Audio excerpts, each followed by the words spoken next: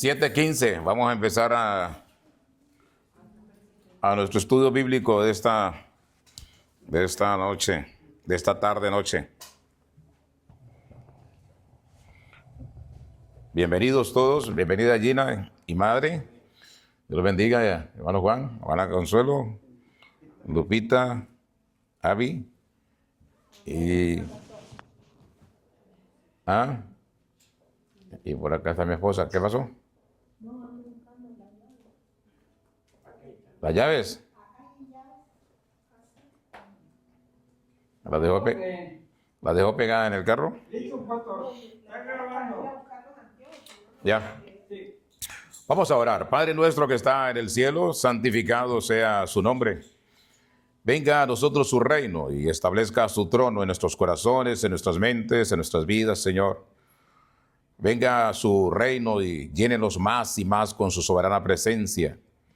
Vivifique nuestras vidas, Señor. Ayúdenos a permanecer en su presencia, a buscar su rostro a tiempo y a destiempo.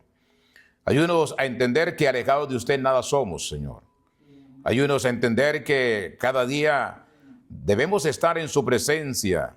Debemos buscar cada día el reino de Dios y su justicia, porque todas las demás cosas vienen por añadidura, Señor. Lávenos con la sangre preciosa suya derramada en la cruz del Calvario. Y cree en nosotros corazones nuevos, mentes nuevas, vidas nuevas que le den gloria, que le den alabanza y que le den adoración al único Dios verdadero, al Rey de Reyes y Señor de Señores, al Cristo de la gloria que está sentado a la diestra del Padre Celestial y es nuestro abogado en el reino de los cielos y es nuestro mediador, porque hay un solo Dios y un solo intercesor y un solo mediador entre Dios y los hombres, y es el Señor Jesucristo, el que vino hace 2000 años a morir por nuestros pecados. Gracias le damos, Señor Jesús, por amarnos. Gracias le damos, Señor Jesús, por obedecer al Padre. Gracias le damos, Señor Jesús, porque en su nombre somos más que vencedores. En su nombre somos más que triunfadores. Gracias le damos, Señor Jesús, porque usted vino para darnos el precioso y maravilloso regalo de la vida eterna. Porque en Cristo Jesús, solamente en Cristo, que es el camino, que es la verdad y que es la vida, tenemos el precioso regalo de la eternidad en el reino de los cielos. A usted sea la gloria, a usted sea la alabanza, a usted sea la adoración, desde la eternidad y hasta la eternidad. Gracias, Señor, porque su palabra dice, deleítate en Jehová, y asimismo, Él, cuando nos deleitamos en su presencia, Él concede las peticiones del corazón de cada uno de aquellos que se deleitan en su reino. Aquí estamos, Señor, deleitándonos para deleitarnos en su palabra, para deleitarnos en su presencia. Y usted, Señor, conoce la necesidad de cada uno de mis hermanos. Conoce la necesidad de cada uno de los que aquí estamos, Señor. Usted conoce ese deseo, ese anhelo que hay en cada uno de los que hemos llegado en esta hora, Señor, para alabarlo, para exaltarlo. Y usted es el que nos da el gozo de entender su palabra y también se encarga de nuestro problema, de nuestra situación, de lo que hay en el corazón de cada uno de nosotros, Padre. De paz al que necesita esa paz, de gozo al que necesita el gozo. Provea conforme a sus riquezas en gloria aquel que tiene una necesidad económica, Señor. Abra puertas de bendición a aquel que necesita trabajo y necesita contratos de trabajo. Abra esas puertas de bendición y cierre las puertas que no son de bendición para nuestras vidas, Señor. Ayúdenos a permanecer firmes ante usted. No permita que nos desviemos ni a izquierda ni a derecha, sino que permanezcamos firmes, Señor, con la mirada puesta en el reino de los cielos, con la mirada puesta en el Dios Todopoderoso, en el Padre, en el Hijo, en el Espíritu Santo, con la mirada puesta en el Dios que vive y reina con poder desde la eternidad y hasta la eternidad. Gracias, Señor Jesús, por esta tarde. Gracias, Señor Jesús, por este tiempo. ¿Quién como usted, Señor? Nadie. No hay Dios tan grande y tan poderoso como usted. No hay Dios tan grande y tan maravilloso como usted. Bendito en el cielo, bendito en la tierra, bendito debajo de la tierra. Le alabamos, Señor, le exaltamos, Señor, honramos su nombre, glorificamos su santo y perfecto nombre. Y reconocemos que si usted está con nosotros, ¿quién contra nosotros, Padre? Si usted está con nosotros, todo lo podemos en Cristo que nos fortalece. Ayúdenos a entender su palabra, a comprender su palabra y quite toda cosa que pueda estorbar, que pueda impedir y que su palabra llene nuestro corazón y que su palabra nutra nuestra vida espiritual. Ayúdenos, oh Dios de la gloria, a entender que en su palabra, Señor, crecemos cada día y no para gloriarnos, sino para la gloria de su santo y perfecto nombre. A usted sea la alabanza y la adoración desde la eternidad y hasta la eternidad. Bendiga este estudio, Señor. Ayúdenos, Señor, a entender que alejados de usted nada somos. Amén y amén. Amén, hermanos. Vamos a la carta que Pablo le escribió a Tito. Tito, capítulo 2. Ahora, en el estudio pasado, estuvimos hablando de los falsos maestros, de los falsos profetas que abundaban en la época de la iglesia primitiva, en la época de Pablo, pero que hoy también abundan y un montón.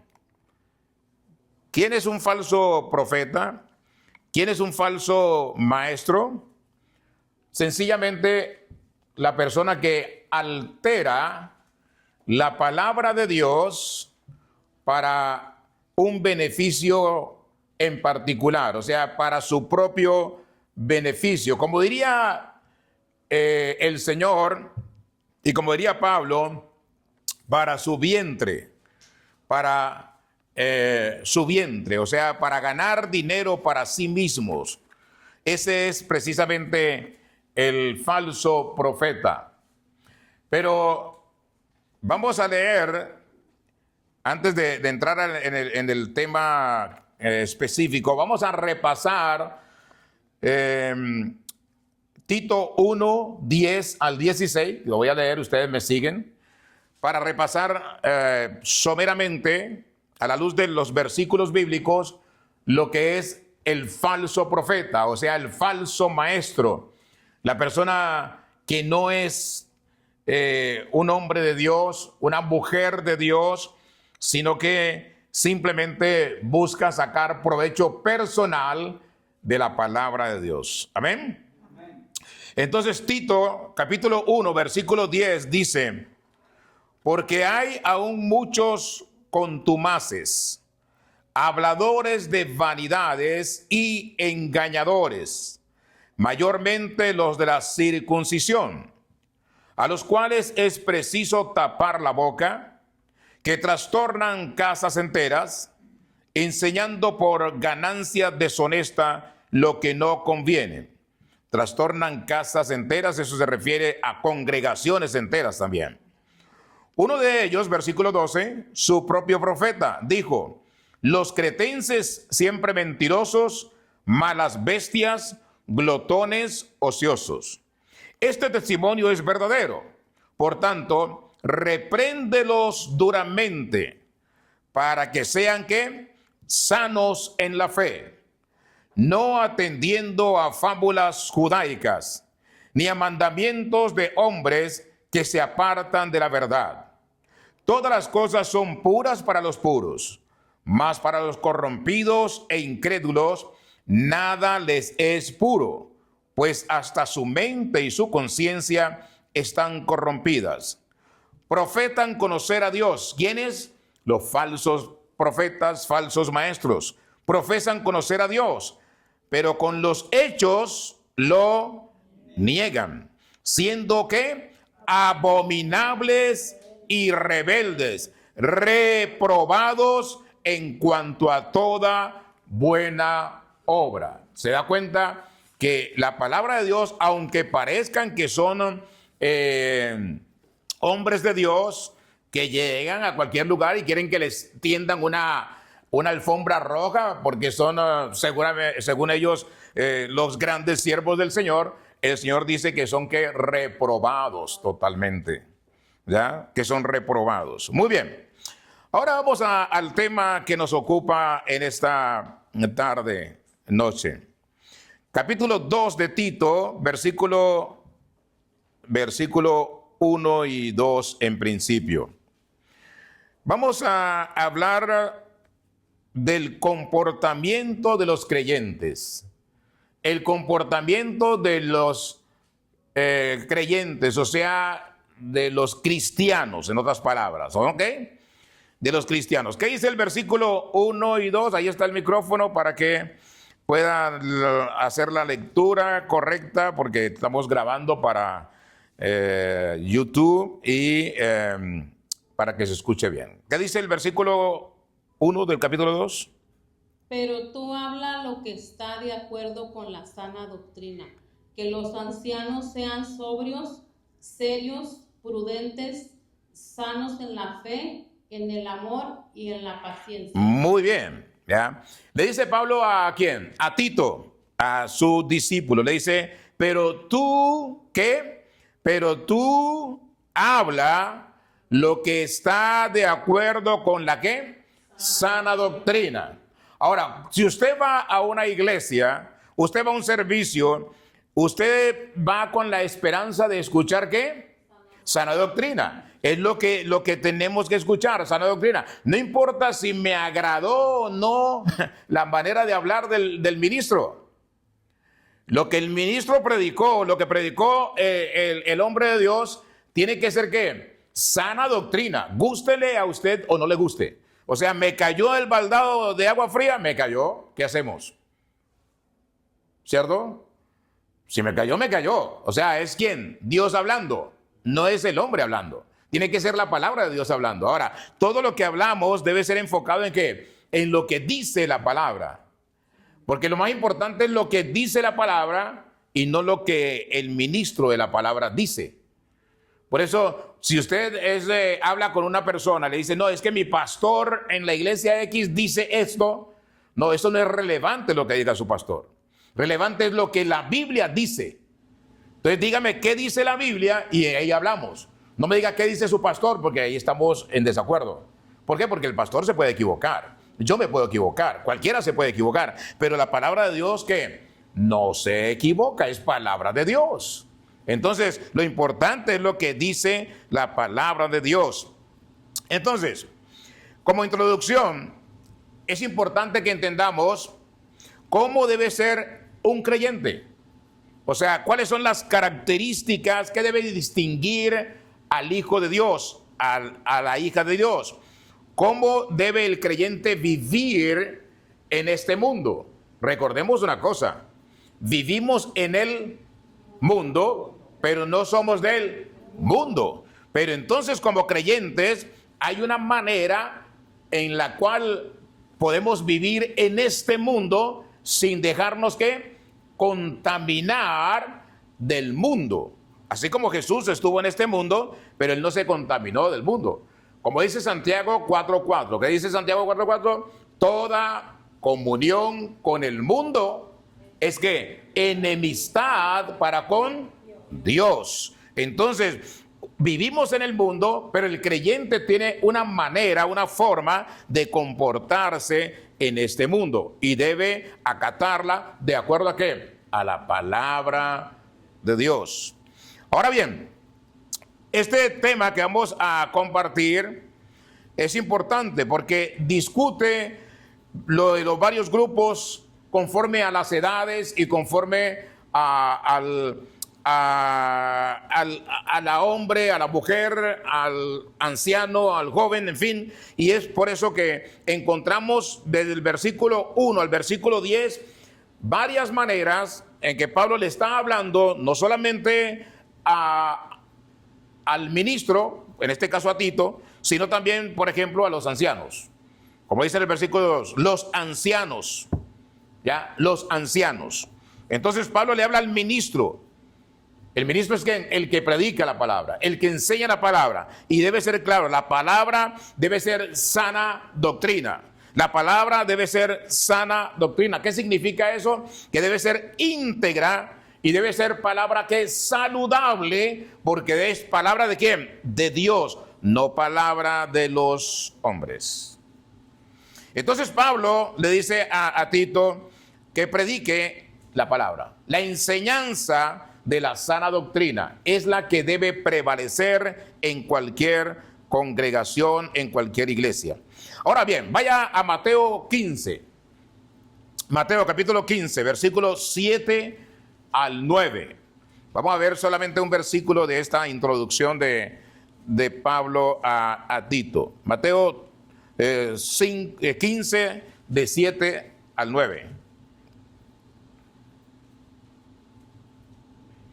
Ok. ¿El micrófono? Dígale. Si llegó ahí, léalo por favor.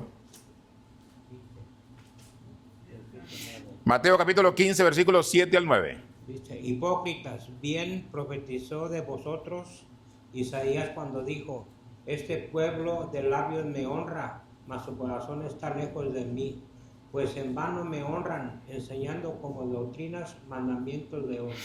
Ok, ¿qué quiere decir esto? Por ejemplo, dice, el Señor dice, pues en vano me honran, dice el Señor, porque enseñan mandamientos de hombres, ¿cierto?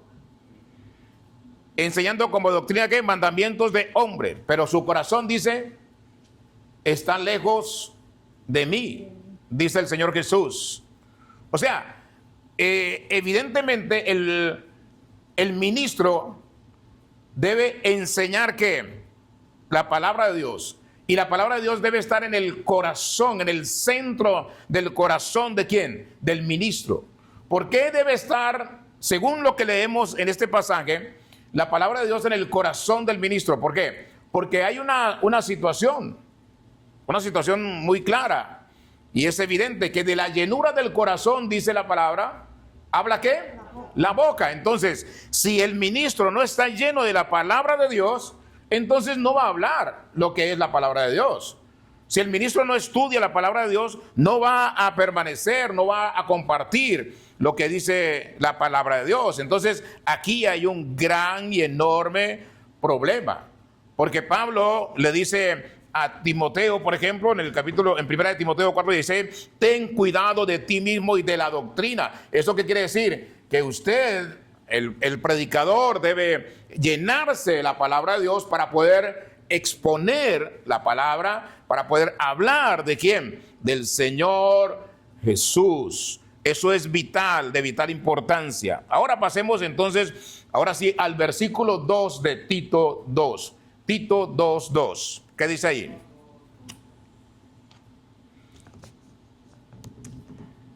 Que los ancianos sean sobrios, serios, prudentes, sanos en la fe, en el amor, en la paciencia. Muy bien. Entonces, que los ancianos. Entonces, ¿habla de qué? Del comportamiento de los ancianos. ¿Cómo deben ser los ancianos en el mundo? ¿Cómo se deben comportar los ancianos de la iglesia de Jesucristo en el mundo? ¿Cómo deben vivir los ancianos de la iglesia del Señor? Y se nos dan varias características. Ahora, antes de ir a esas características de los ancianos, ¿quién es un anciano? Es importante esto. ¿Quién es un anciano? El que tiene tiempo en el evangelio. El que tiene tiempo en el evangelio, ojo con esto. Esto es importante. No me diga, bueno, el anciano sí, el que tiene un cargo dentro de la iglesia, ok, perfecto. Pero en eso debemos enfocarnos. O sea, el anciano es la persona que lleva, ¿qué? Tiempo, mucho tiempo, un tiempo muy prudencial ¿en qué? En el evangelio. Lleva años estudiando la palabra, lleva años escuchando la palabra. Entonces, esa persona es un anciano. No importa si no tiene un cargo en la iglesia, no importa si no predica, no importa si no enseña, no importa, pero es un anciano. ¿Por qué? Porque ya lleva años en la iglesia. No solamente tiene edad, sino que tiene ¿qué? Tiempo escuchando la palabra de Dios. O sea, partimos de ahí, ¿ok?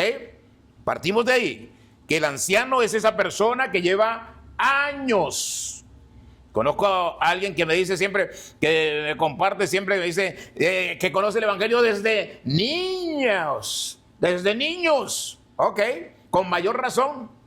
Debe ser un gran anciano o una gran anciana de la palabra de Dios, porque conoce el Evangelio desde niños. Ya, cuando tenían 5 años aprendieron todo, dicen.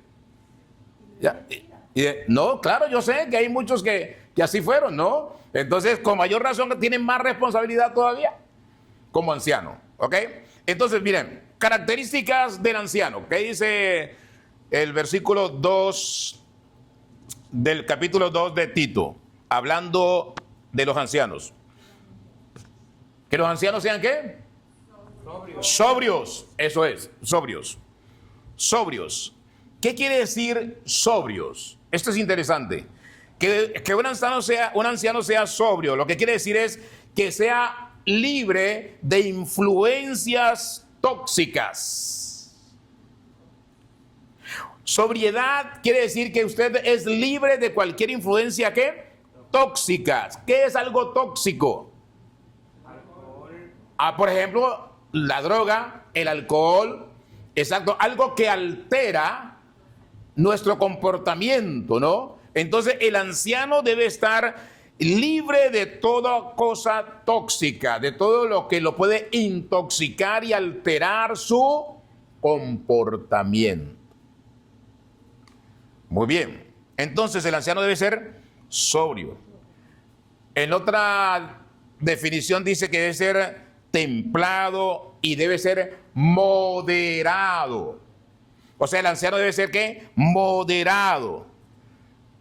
Es lo opuesto a darle rienda suelta a cosas como la comida, a cosas como la recreación u otras cosas del mundo, ¿cierto? Darle rienda suelta. No, el anciano debe ser sobrio.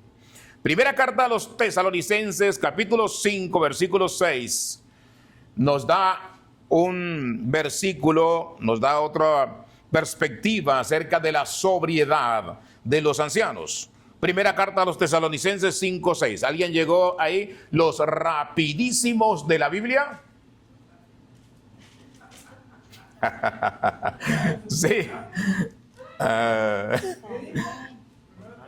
Primera carta de Tesalonicenses 5, 6. ¿Llegó Gina allí?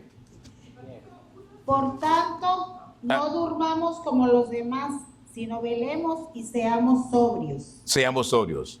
Ok, Pablo le dice a los tesalonicenses, hablándole de la venida del Señor, hablando de el arrebatamiento, dice, por tanto, no durmamos como los demás, sino que velemos, o sea, estemos pilas. Pilas acorde a qué? A la palabra de Dios. Acorde a la palabra de Dios. Y seamos ¿qué? Sobrios. O sea, vivamos con sobriedad. Vivamos en la palabra de Dios con sobriedad. No nos dejemos desviar, no nos dejemos apartar. Por tanto, no nos durmamos. Sigamos en la palabra. ¿Qué es dormirse en la palabra? Dormirse acorde a la palabra es que olvidarse de la palabra, ¿no? Es, ¿cómo? Sí, cuando no estudiamos la palabra. No estudiar la palabra, correcto. ¿Qué más? No buscar, no esforzarse, no tener ese deseo constante de estudiar, de leer a la palabra, de leer la palabra, de aprender algo de la palabra cada día. ¿Ya? Eso es importante. ¿Por qué? Porque si dormimos, entonces cuando vengan los tropiezos, cuando vengan los problemas, vamos a estar desarticulados, desarmados. ¿Ah? Está débil, exacto. Exacto. Nos va a coger débil la situación y necesitamos estar vivitos, fuertes, fortalecidos en la palabra. Primera carta del apóstol Pedro, capítulo 1, versículo 13, también nos da una perspectiva acerca de que los ancianos deben ser sobrios, de la sobriedad de los ancianos. Primera carta del apóstol Pedro, capítulo 1, verso 13. ¿Qué dice allí? ¿Alguien llegó? No todos a la vez. 1:13. ¿Sí? Dígalo, con confianza. Por tanto, ceñid los lomos de vuestro entendimiento, sed sobrios y esperad por completo en la gracia que se os traerá cuando Jesucristo sea manifestado. Ahí está. ¿Ya? Por tanto, ceñid los lomos de vuestro entendimiento. ¿Ya? Sed, ¿qué? Sobrios. ¿Y qué? Y esperad con sobriedad por completo en la gracia, o sea, en el favor de Dios que se os traerá. ¿Cuándo? Cuando el Señor Jesucristo sea que manifestado. ¿Y cuándo se manifestará Él? Primero, no vendrá y no pisará la tierra, sino que será el momento del arrebatamiento. O sea, Él vendrá con los ángeles, se esparcirán por todo la tierra, y los muertos en Cristo resucitarán primero, y los que estemos vivos, si estamos vivos todavía, seremos transformados en un abrir y cerrar de ojos y seremos levantados con el Señor. Y después de eso, que ocurra el arrebatamiento, viene la ira de Dios. La ira de Dios, o sea, Dios desatará su ira sobre toda la tierra para aquellos que no reconocieron a Jesús como Señor y Salvador de sus vidas, y les tocará pasar por la tribulación, por la ira de Dios. ¿Y qué sucederá ahí? Ahí entonces ocurre que el Señor desata su ira, se abren los sellos, en fin. Pero después de la ira de Dios viene ahora sí otra vez Jesús con sus santos, o sea, con todos los que fueron en el arrebatamiento, los que murieron antes también, y viene a Israel para estar allí 1000 años en el milenio en Israel. Yo sueño con estar 1000 años con Jesús y todo su pueblo, todos los que han creído en él, esos 1000 años en Israel. Y después de los 1000 años, entonces iremos a tierra nueva y cielo nuevo, a la nueva Jerusalén, que es un nuevo lugar establecido por Dios. ¿Para qué? Para aquellos que han reconocido a Jesús como Señor y Salvador de sus vidas. O sea, nosotros tenemos un periplo. Primero, de aquí nos vamos al cielo. Acuérdense, en el cielo es cuando la morada actual, cuando Jesús le dijo al ladrón de la cruz: esta noche estarás conmigo en el paraíso. Ahí estaremos con el Señor. Después de ahí pasaremos ¿a qué? A la nueva, a Israel, para estar allí los 1000 años. Y después de ahí a la morada final, ahora sí, ¿dónde? A la nueva Jerusalén. Estamos. Muy bien. Entonces los ancianos deben ser sobrios. Versículo, Primera de Pedro, está en Primera de Pedro, busca ahí el capítulo 4, verso 7. Primera de Pedro 4, 7. Siguiendo hablando de la sobriedad de los ancianos. Primera de Pedro 4, 7. ¿Qué dice allí? ¿Sí? Someteos pues a Dios. No, Primera de Pedro 4, 7. Ay, estoy en Santiago. Mas el fin de todas las cosas se acerca, sed pues sobrios y velad en oración. ¿Qué dice? Es lo que estaba hablando, ¿qué? Mas el fin de qué? De todas las cosas se acerca. Sé pues que sobrios y velad ¿en qué? En oración. O sea, ahora rato hablábamos del tema de la oración. Una de las cosas maravillosas es que la oración, una de las cosas que el cristiano debe hacer constante y permanentemente es estudiar la palabra y estar ¿en qué? En oración. Vivir en oración, permanecer en oración. Por eso la Biblia nos llama a orar permanentemente, a orar en todo tiempo, a orar sin cesar. La segunda característica que deben tener los ancianos, según Pablo a Tito 2:2, es ¿cuál? Los ancianos deben ser ¿qué? Serios. Serios. Muy bien. Serios significa que solemnes, honorables, dignos, reverentes, nobles. Y esto tiene que ver con la seriedad de propósito y vida. ¿Qué tan serios somos en nuestra vida y en el propósito que tenemos?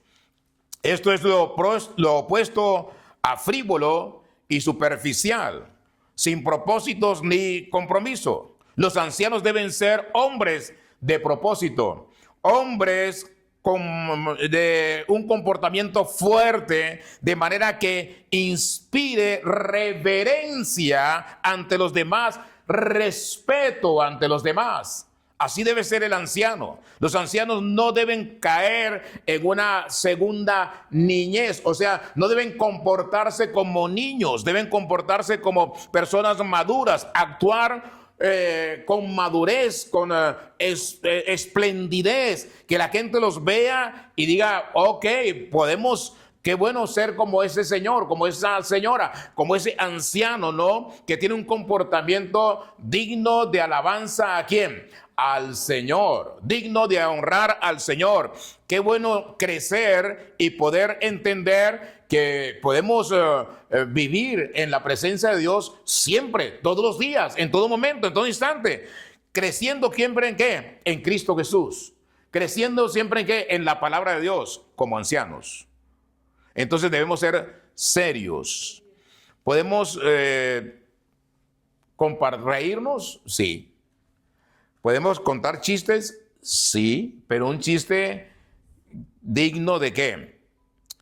De alabanza al Señor, no chistes de mal gusto, no chistes groseros, no chistes, no, porque el anciano no debe ser aburrido. Debemos ser serios, pero no aburridos. O sea, debe ser coherente, ¿no? Con nuestro porte y nuestras palabras. ¿Ya? Mire lo que dice Filipenses 3:13 y 14. Filipenses capítulo 3, versículo 13 y 14.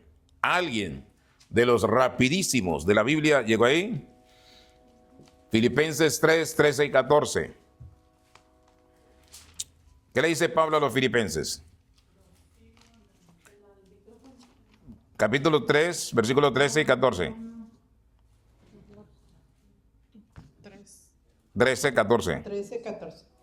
Hermanos, yo mismo no pretendo haberlo ya alcanzado, pero una cosa hago, olvidando ciertamente lo que queda atrás, extendiéndome a lo que está delante.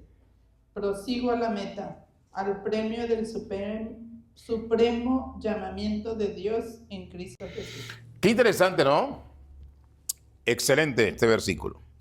Porque Pablo le está diciendo a los filipenses, yo mismo, o sea, siendo el gran Pablo, no pretendo que ya lo hice todo, que ya lo alcancé todo, que ya estoy en otro nivel. No. Él no habla de esa manera. Él dice, una cosa hago, olvidando que ciertamente lo que queda atrás, o sea, olvidando que mi vieja naturaleza, mi vieja vida, mi antigua vida. Usted que está aquí en esta hora, usted puede decir, por ejemplo, una cosa hago, olvido lo que he dejado atrás. Atrás quizás me equivoqué, probablemente me equivoqué, quizás me equivoqué, varias veces me equivoqué. Pero eso, ¿qué? Yo no me quedo ahí, no me quedo en esa equivocación. No me voy a quedar ahí. No, es que me equivoqué, ya caí, ya me quedé. No. Te equivocaste, levántate y sigue adelante. Prosigue, ¿qué? A la meta. No me puedo sentar a llorar o quedarme en el piso llorando. No, me equivoqué, ahora que debo seguir extendiéndome a lo que está delante. Prosigo a la meta, dice Pablo. Y esto es para cada uno de nosotros, porque como humanos podemos equivocarnos. Como humanos todos los días podemos caer en conflictos que no queríamos, pero la carne es débil y en muchos casos eso puede afectar nuestra vida, ¿cierto? Pero no me puedo quedar ahí llorando, clamando, ¿no? O sea, ahí enfocados en el pasado. No te enfoques en el pasado, enfócate en el presente. Y esto le pasa muchas veces a las parejas cuando discuten, ¿no? Problemas que pasaron hace años y todavía hoy tienen una discusión y lo sacan a relucir. ¿Por qué? Ya deja eso atrás, ya eso pasó. Ahora enfoquémonos en el presente. Ya en el presente ahora, hoy por hoy, ya no soy esa persona. Es como si entonces, si así fuera, entonces, ¿se acuerdan de David cuando pecó con Betsabé? ¿Se acuerdan de la prédica que tuve de ese tema? Dice, entonces, si así fuera, entonces David no sería un hombre conforme al corazón de Dios. ¿Por qué? Porque pecó y si se quedó allá, entonces para Dios, si Dios lo sigue identificando como el pecador, entonces no hay forma de que sea un hombre conforme al corazón de Dios. Pero Dios le perdonó sus pecados y ya sus pecados que fueron que al fondo del mar. Ya él no se acuerda de sus pecados, de mis pecados, ni los pecados de David, de nadie más, si se arrepintió y esos pecados van al fondo del mar. Por consiguiente, somos ¿qué? Nuevas criaturas en el Señor.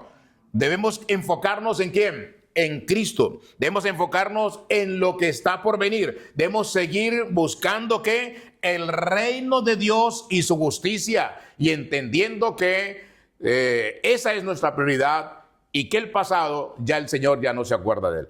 Nos tenemos que arrepentir de nuestros pecados, obviamente. Hay una tercera característica de los ancianos. ¿Cuál es?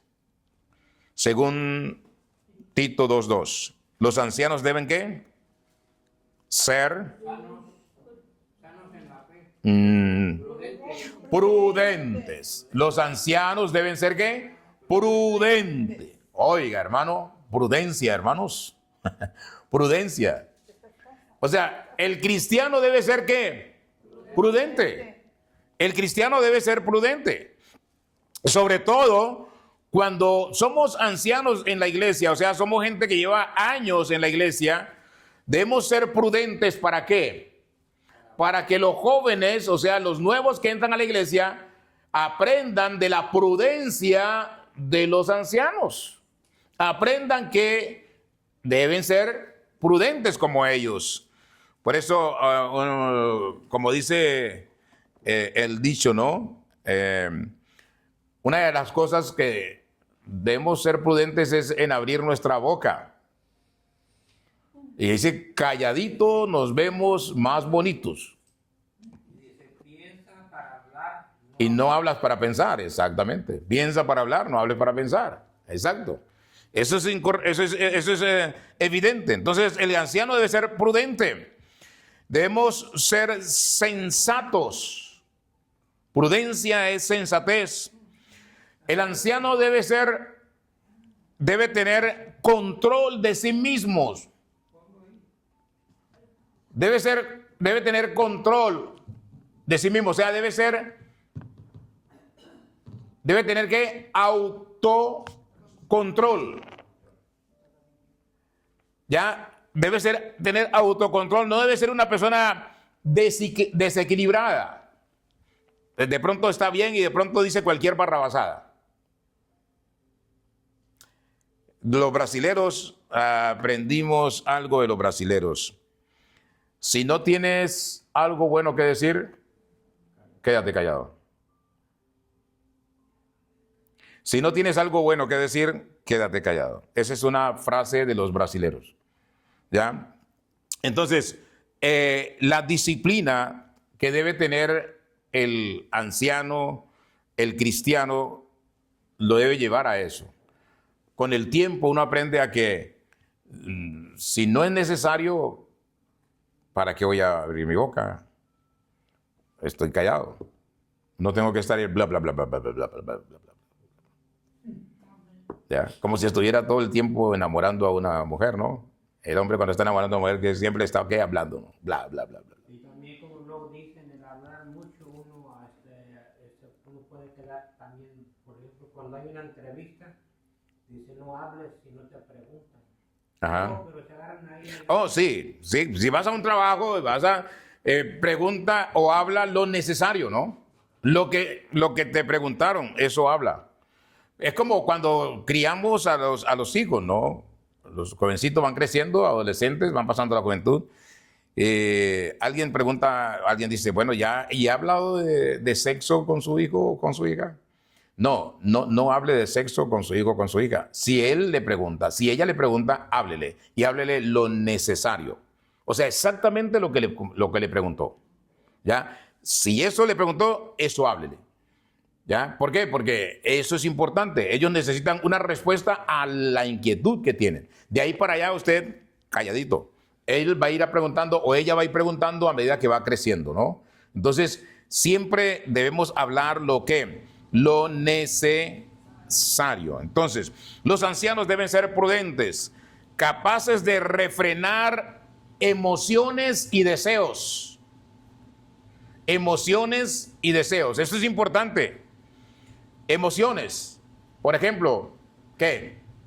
Alguien llegó una persona muy elegante, muy bien puesta, y nos impresionó. Si nos impresionó, ¿qué hacemos?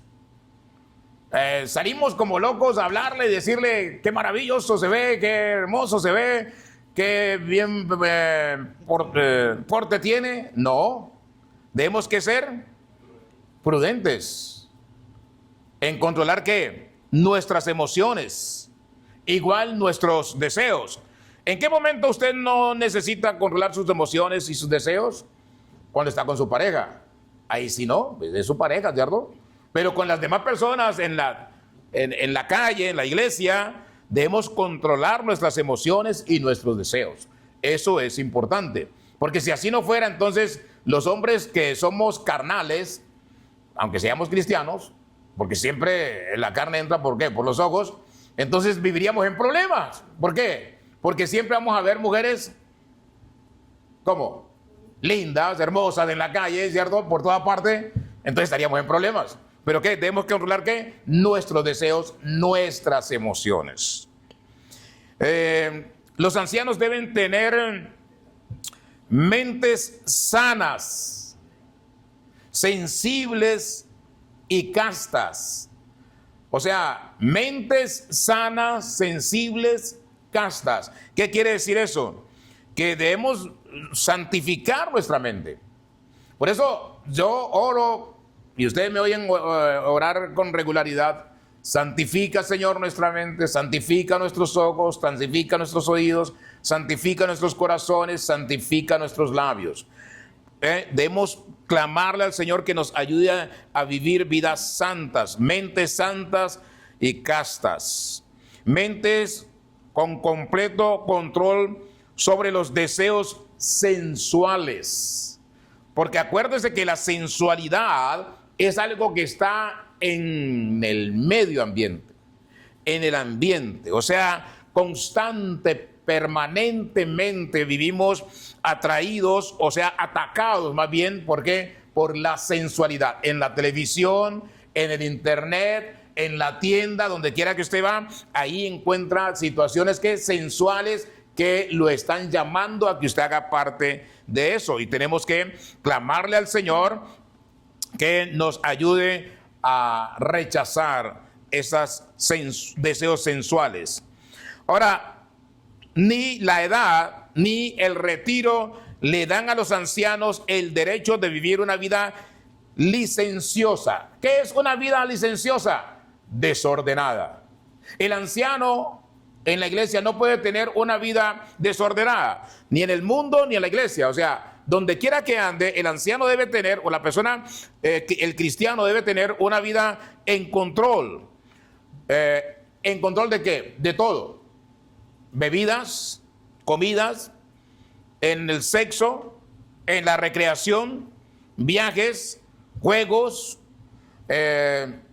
Ninguna área de la vida debe exagerarnos más allá de lo normal, por decir algo, ¿no? O sea, yo puedo ir de vacaciones, o sea, recreación. Pero no puedo estar de vacaciones cada mes, ¿no? Cada vez saco 15 días de vacaciones, no tiene sentido, ¿cierto? O sea, no estoy controlando, no tengo un control. O sea, viajes, juegos, no puedo estar metido en todo, la comida, no puedo ser un glotón constante y permanente, ¿no? Debo ser prudente, ¿para qué? Para comer, o sea, debemos ser prudentes en todas esas áreas, en la comida, en el hablar, en jugar, por ejemplo, sacar tiempo para la recreación. Todo debe tener un ¿qué? Un balance, pero que nunca debo olvidar que yo soy un hombre de Dios, que usted es una mujer de Dios, que usted es un hombre de Dios, nunca debe olvidar. Entonces todo debe tener un ¿qué? Un balance. El anciano que realmente conoce al Señor no debe malgastar su tiempo y su vida en las cosas de este mundo. Puede participar de muchas cosas de este mundo, ¿no? Como el fútbol, como los deportes, por decir algo, ir al cine, no hay problema, ir a recrearse un rato, salir al parque y sentarse quizás. No debes alejarte del mundo porque vivimos en el mundo, pero debes hacerlo ¿con qué? Con prudencia. No le debes dar el primer lugar a nada de eso. A nada de eso. Tú dices, bueno, quiero viajar, quiero conocer algo. Sí, pero no debes enfocar tu vida al retiro. Me voy a retirar y entonces me voy a dedicar a viajar. ¿Y cuándo vas a estar en comunión con el Señor? ¿A qué horas? ¿En qué momento? ¿En qué instante? Porque no siempre que viajamos encontramos una iglesia para ir a adorar al Señor. Le preguntaba a alguien, decía, esta semana hablaba con alguien y dice, bueno, ¿y cuando va a México? No, pues allá no me he podido congregar, a veces estoy un mes y medio, pero no he encontrado una iglesia. Le dije, no, ¿seguro que no he encontrado una iglesia? Es que no la ha buscado. Debe haber una iglesia cristiana en alguna parte, pero no la ha buscado. Ya, si la buscara, la encuentra. ¿Para qué? Para que usted, alerta Amber, para que usted pueda congregarse, ¿ya? Donde quiera que vayamos. O sea, no tenemos que apartarnos del Señor. Mire lo que dice entonces, lo que dice Proverbios 21:17.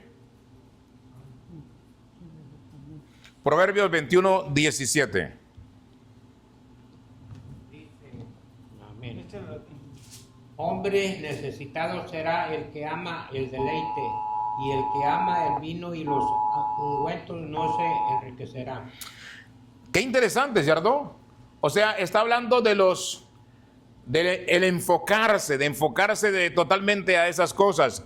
Por eso dice, hombre necesitado será el que ama ¿qué? El estarse deleitando. ¿En qué se deleita? No, pues me deleito en los grandes banquetes. Tengo que ir cada 3 días a un restaurante y comer, porque eso es lo que me deleita, esa es mi pasión, la buena mesa. Entonces, el deleite de la buena mesa. Dice, y el que ama el vino y los ungüentos no se enriquecerá. Claro, cuando tú amas, por ejemplo, que tienes que comprarte una prenda cada 8 días, un vestido cada 8 días, unos zapatos cada 15 días, una camisa cada 15 días, cada mes, un pantalón. Entonces, no te vas a enriquecer porque tienes una pasión costosa. Además, el ropero que tienes, de seguro que no te pones si acaso hay ropa que en todo el año no te la colocas. Entonces, ¿para qué sirve gastar dinero en eso? ¿Cierto o sí? No vale la pena, no vale la pena. Ya debes aprender a ser, en este caso, a ser realmente prudente. ¿Manejando qué? El dinero. Debes ser prudente para manejar tu dinero. Hombre necesitado será aquel que ama el deleite. ¿Cuál es el deleite? No, pues me deleito cuando voy con mi familia cada 8 días al restaurante, nos ponen una mesa grande allí, todos comemos, pidan lo que quieran y no hay problema. Y entonces ahí pagamos $300, $400 de la cuenta. No hay problema, para eso trabajamos, no nos vamos a llevar nada. Sí, pero mañana hay un problema y ¿cómo haces? tienes que correr donde tu vecino a que te preste, porque no tienes un ahorro. Ahí está el problema. Hombre necesitado será el que ama el deleite. Y el que ama el vino y los ungüentos no se enriquecerá. ¿Cuántas lociones tienes?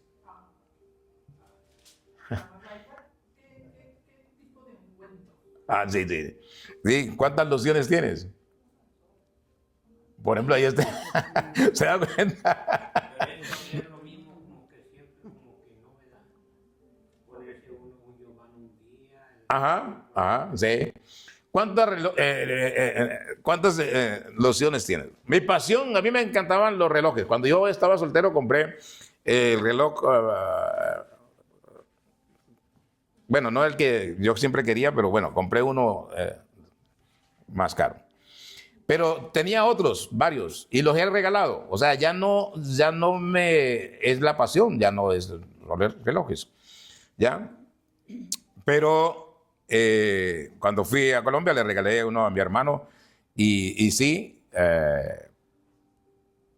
bueno, qué bueno que lo regalé porque él murió a los pocos tiempos cuando me vine y por lo menos le di la satisfacción de ese reloj que allá vale un montón de dinero, ¿ya? Y lo tenía ya, él lo usaba, el otro que él tenía ya no lo usaba porque lo había acomodado a su muñeca. Entonces, eso, bueno, para mí me gustó mucho porque cuando vi que él lo había recortado, quiere decir que él lo estaba usando y que le había encantado ese regalo. Apreció ese regalo, exactamente. Entonces, ungüentos, por ejemplo, eso, ¿no? Alusiones. Ya, en mi tiempo recuerdo que estuvimos en México, de Colombia a México, y cuando regresábamos de México, de Ciudad de México a Colombia, mi compañero de trabajo me dice, hay una loción ahí que vale $200, estoy hablando del 2000 por allá, vale $200 y yo le dije, bueno, esto es muy sencillo, mira, si no la compras ahora, ¿tienes el dinero? Sí. Bueno, si no la compras ahora, cuando llegues allá vas a estar pensando en esa loción que la viste y que no la compraste. O sea, cómprala. Ahora, ¿hoy le daría la misma recomendación? No, hoy le daría el consejo sabio. Simplemente, ¿cuántas lociones tienes ahí? No, pues tengo... Bueno, olvídate de eso. No vas a gastar $200 por una loción que vas a usar de cuando en vez y que tienes ahí en tu casa un montón. ¿Para qué? No tiene sentido. ¿Se da cuenta? Ahora, hoy crecemos, hoy nos fortalecemos y hoy vemos la vida de una manera diferente. ¿Estamos? Entonces, el hombre necesitado será el que ama el deleite. Se deleita cualquier cosa que lo deleite más de lo... Y el que ama el vino y los ungüentos no se enriquecerá.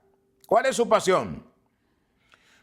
No, que hay que comprarle los rines a la camioneta. Rines a la camioneta. ¿Y cuánto valen esos rines? No sé, un montón de gente. Los rines para la camioneta. Y ahí tienen los 4 rines ahí tirados. Compraron unos nuevos y los otros los tienen ahí tirados. ¿De qué sirve eso? No tiene sentido. ¿O sí? Bien, mire lo que dice Proverbios 23:1 también.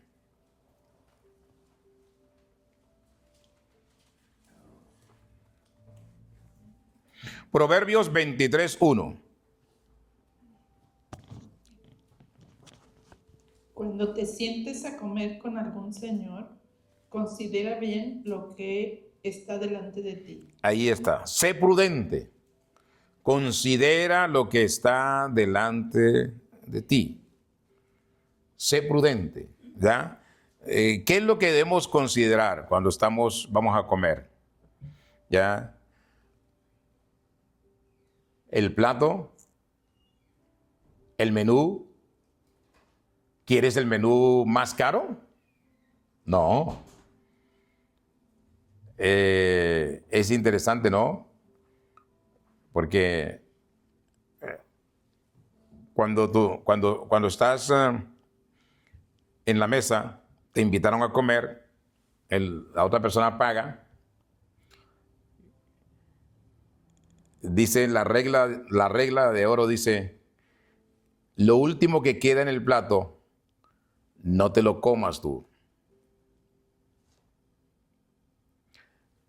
Porque tú no estás pagando. Deja que él se lo coma o esa persona se lo coma. Y si ella no quiere, te dice, no quieres más, cómatelo porque yo ya no come más. Ah, bueno, ya es otra cosa. Pero lo último, que se lo coma ¿a quién? ¿Se lo dejamos a quién? A que va a pagar la cuenta.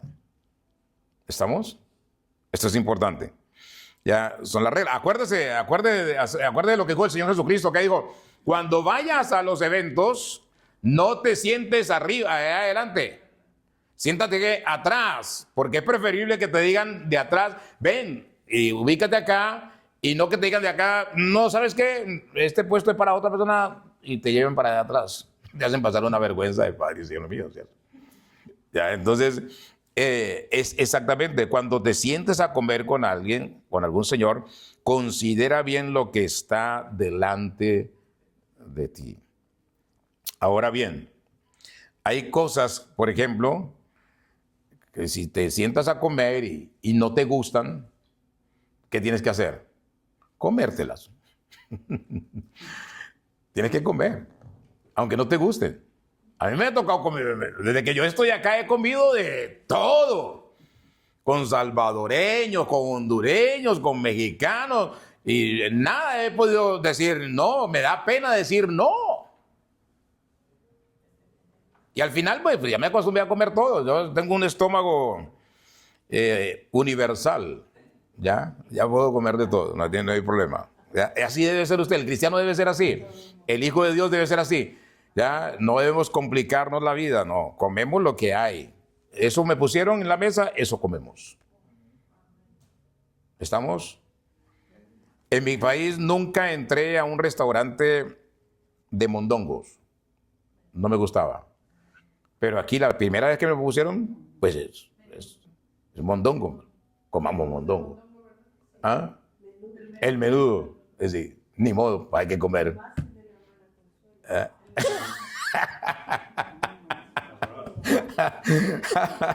Hay que comer lo que hay que comer.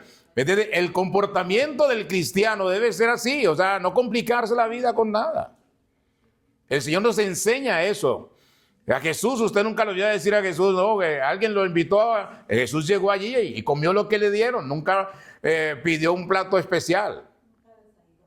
No, para nada, no desairó. Él comió lo que le sirvieron. ¿Estamos? Muy bien, hay un cuarto elemento, característica de los ancianos, o sea, de las personas que llevan años en la iglesia del Señor. Los ancianos deben ser ¿qué? Sanos ¿en qué? En la fe. En la fe. Esto sí que es interesante. Bueno, todo es interesante. Sanos en la fe. Esto significa ser fuerte en la fe ¿qué? Cristiana. Sanos en la fe, en la palabra de Dios. En lo que dice ¿qué? La Biblia. No en lo que dice cada persona, en lo que yo creo. No. Sano en la fe es lo que dice la Biblia. Cuando usted pregunta o alguien pregunta, ¿usted con qué le va a responder? Con lo que dice ¿qué? La palabra de Dios. No, pero ¿qué? Tú me estás contestando con lo que dice la Biblia, que no te puedo contestar de otra manera. Tú me estás haciendo una pregunta y yo te tengo que responder acorde a lo que yo vivo. ¿Qué vivo? La palabra de Dios, y te tengo que contestar conforme a lo que dice la palabra de Dios. Si yo te respondo algo distinto a lo que dice la palabra de Dios, yo estoy en problemas. Porque le estoy dando un consejo a una persona que lo va a desviar más de lo que ya está desviado, por ejemplo. Como dice Isaías, hay a los seres humanos, a los judíos, por ejemplo, muchas veces un pecado los llevaba ¿a qué?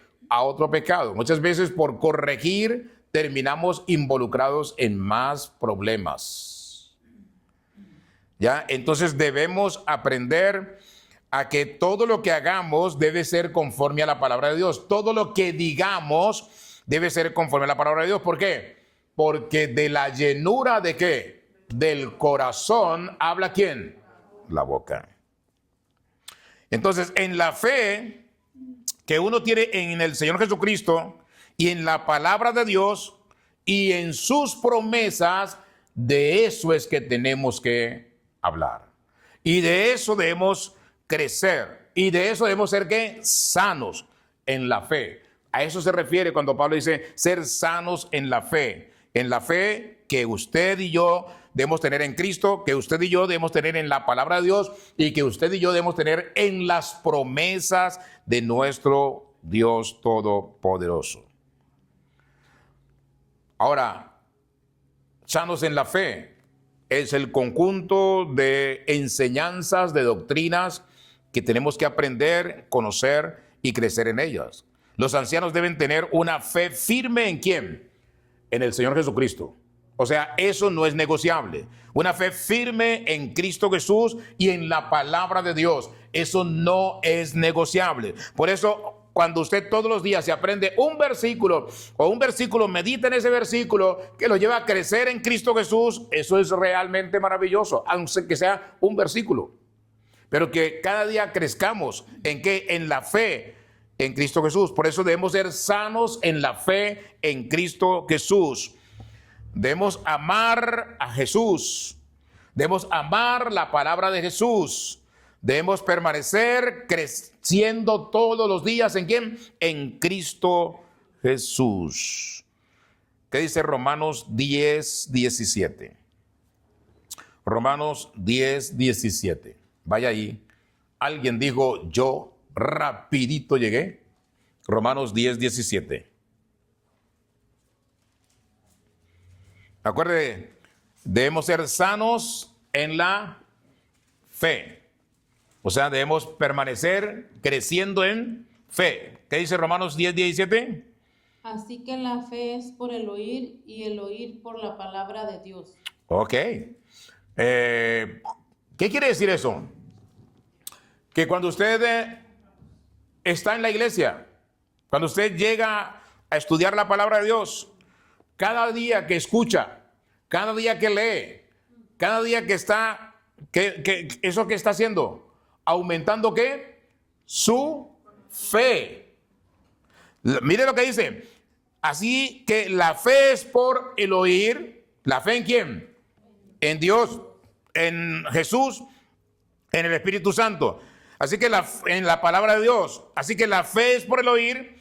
¿Y el oír qué? Por la palabra de Dios. Entonces, cada vez que nosotros oímos la palabra de Dios, cada vez que escuchamos la palabra de Dios, estamos ¿qué? Creciendo ¿en qué? En fe. Necesitas entonces permanecer escuchando la palabra de Dios. En cualquier lugar, o sea, si tenemos un estudio en casa y llegamos ahí en la casa X, Y o Z a estudiar la palabra, ahí estamos ¿qué? Escuchando palabra y creciendo ¿en qué? En fe. Cuando escuchamos el testimonio de lo que Dios hizo en la vida de alguien, estamos ¿qué? Creciendo ¿en qué? En fe. Por ejemplo, me llamó mucho la atención de la hermana María, que ella duró casada con su esposo que acaba de fallecer 53 años, ¿no?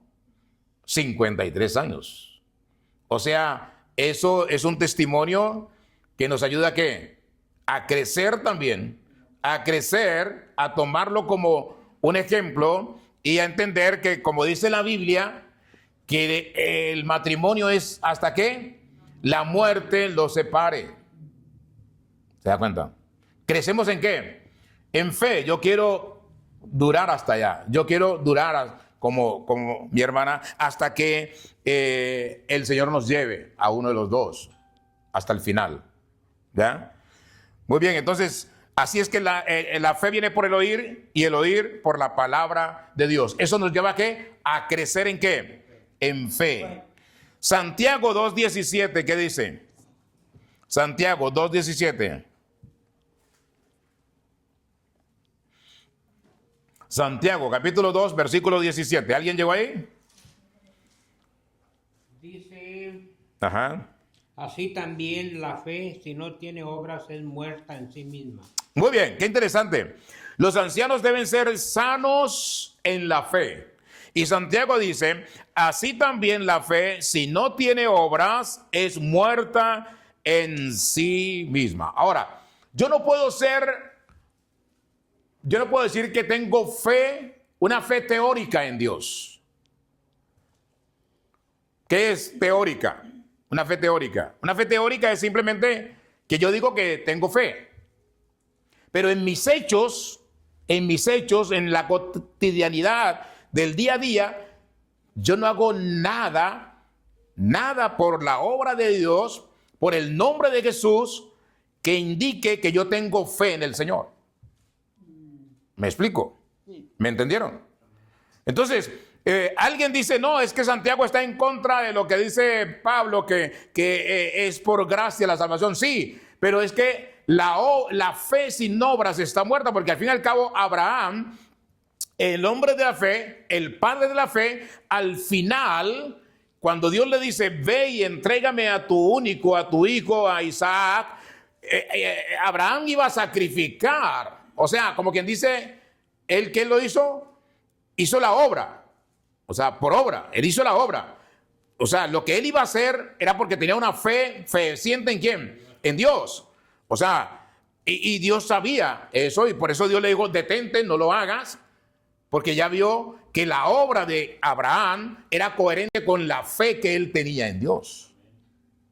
Igual, usted dice, yo tengo fe en el Señor, sí, pero ¿qué dice la palabra de Dios? El que puede hacer lo bueno y no lo hace, ¿es qué? Es pecado. Entonces, si yo tengo fe, estoy llamado ¿a qué? A hacer lo que el Señor me manda a hacer. Porque Efesios 2:10, ¿qué dice? Fuimos creados ¿para qué? Buenas obras, las cuales Dios preparó para aquellos que le aman. ¿Qué quiere decir eso? Que usted y yo tenemos que hacer buenas obras. ¿Y buenas obras es el producto de qué? De la fe que tenemos ¿en quién? En el Señor. Entonces el anciano, el hombre de Dios, la mujer de Dios debe ser una persona ¿de qué? De fe, sanos en la fe, practicar la fe. ¿Dónde está tu fe en el Señor? ¿Dónde está la obra del Señor? ¿Dónde está el amor de Dios ahí? No está, no hay. Ese es el problema. Ya necesitamos entender que debemos tener ser sanos en la fe. Sanos en la fe es que yo hago lo que sea por el Señor, haz lo que sea por el Señor. Tiene que ser, bueno, busquemos la alternativa, coloquemos un plástico, unos cartones allí, para que cuando ellos se monten ahí no hay problema, y lo que haya que limpiar sea algo sencillo. Hay alternativas, ¿no? Hay alternativas. Sanos en la fe, sanos en la fe. Mire lo que dice primera carta del apóstol Juan. Primera carta del apóstol Juan, capítulo 3, versículo 23. ¿Cuál es el mandamiento del Señor? Primera carta del apóstol Juan, capítulo 3, versículo 23. ¿Alguien llegó ahí? Cuéntenos. Y este es su mandamiento, que creamos en el nombre de su Hijo Jesucristo y nos amemos unos a otros como nos ha mandado. Esto es lo que dice ser sanos en la fe. Que creamos en el nombre de ¿quién? De su Hijo, del Señor Jesucristo. Y que nos amemos unos a otros como nos lo ha mandado. Entonces ahí viene el problema. Si yo amo, por ejemplo, si esa hermana amaba a su prójimo realmente como debía amarlo, entonces no le debía importar si los jovencitos, los muchachos traviesos se montaban al carro con los zapatos sucios, sino buscarle alternativa para que ellos pudieran montarse a su carro y pues claro, no le dejaran el carro sucio, simplemente eso, ¿no? Buscarle alternativas. Entonces ese es el amor unos por otros. El amor, ese es el segundo gran mandamiento. Que debemos amar a nuestro prójimo como a nosotros mismos. Después de, claro, el primer mandamiento, que es amar al Señor, sobre todas las cosas. Ahí mismo en la primera carta de Juan, capítulo 5, versículos 4 y 5, ¿qué dice? Hablando de ser sanos en la fe. Primera carta de Juan 5, 4 y 5. Porque todo lo que es nacido de Dios vence al mundo, y esta es la victoria que ha vencido al mundo, nuestra fe. ¿Quién es el que vence al mundo, sino el que cree que Jesús es el Hijo de Dios? Ahí está el asunto entonces, porque todo lo que es nacido de ¿quién? De Dios vence al mundo. Y esta es la victoria que ha vencido ¿a quién? Al mundo. ¿Qué? Nuestra fe. Nuestra fe. O sea, ¿su fe en quién? En Dios, en el Dios Padre, Dios Hijo y Dios Espíritu Santo. Su fe en el Señor es la que ha vencido al mundo. ¿Quién es el que vence al mundo? Sino el que ¿qué? Cree que ¿qué? Que Jesucristo es el Hijo de Dios. ¿Usted cree que Jesús es el Hijo de Dios? ¿Usted cree que Jesús es su Salvador? ¿Usted cree que Jesús es su Señor? ¿Usted cree que Jesús es el que lo va a llevar al reino de los cielos? ¿Usted cree que Jesús es el suficiente y único Rey de reyes y Señor de señores? Así es, Jesucristo es el camino, la verdad y la vida, y nadie llega al Padre si no es a través de Él. O sea que debemos vivir para Jesucristo, caminar con Cristo, que todos los días de nuestra vida. Muy bien. Hay otra característica de los ancianos, según Tito 2:2. Los ancianos deben ser ¿qué? Sanos en el amor. O sea, sanos en el amor. Amar de una manera sana. Amar de una manera real. Sanos en el amor. El amor ágape, el amor de Dios, el amor filial, amar a su familia, el amor eros, amar a su pareja. Entonces el anciano debe ser sano en el amor, de acuerdo a las características, una de las características que debe tener, amar con realmente, con fuerza, ¿no? Amar con realidad, ¿no? Ser reales con una manera saludable, sanos en el amor, amar de una manera saludable. ¿Qué quiere decir? No porque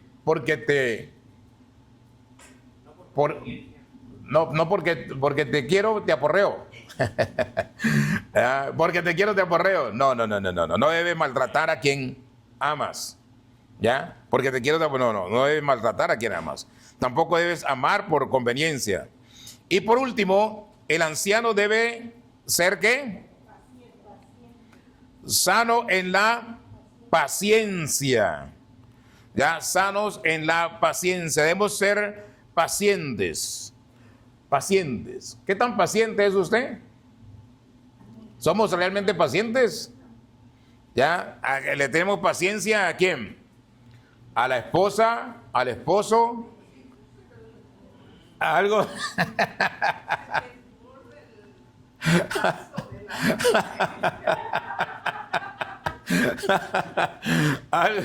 algo, ¿no? Algo. ¿Realmente somos pacientes? Ahí está el problema, ¿no? Pero hay límites en la paciencia. Yo me pregunto eso. Sí. ¿Hay límites en la paciencia? ¿O tenemos que ser así? Bueno, más bien tratar de ser como Jesús y de, ay, Dios mío, es que a veces de ahí están las cosas, porque tengo que ir así como niños chiquitos. Aquí está. Sí, este es un buen punto, ¿no? El problema aquí es que a veces en la casa, por ejemplo, nos acostumbramos. Y si la persona se acostumbró a pedirlo todo, y la otra persona a dárselo, a buscárselo y dárselo en la mano, ¿no? Entonces ya se acostumbró, así va a estar, desde el principio, ¿no? Entonces hay personas que no tienen paciencia, que son impacientes al 100%. Entonces Pero que dice el Señor, debemos ser sanos en la paciencia. O sea, aprender a ser pacientes. Probablemente Dios quiere que seas más paciente de lo que eres. Y te ha puesto a la persona allí correcta para que te ayude a ser paciente. Muy bien, excelente, hermanos. Gracias por haber compartido en esta hora el tema de las características de los ancianos en la iglesia, el comportamiento que debemos tener los ancianos, los hombres y mujeres del Señor en el mundo y en la iglesia. Que los ancianos, dice Pablo a Tito, sean sobrios, serios, prudentes, sanos en la fe, en el amor, sanos en la paciencia. La próxima vez que nos reunamos hablaremos de las ancianas. O sea que no se la vayan a perder. No hay ninguna aquí, ¿no? Bueno, esperemos que no, todas son ancianas. ¿Cuánto llevan de conocedores de la palabra del Señor? Todas son, ahí está el asunto, con mayor razón. Bien, vamos a orar, hermanos.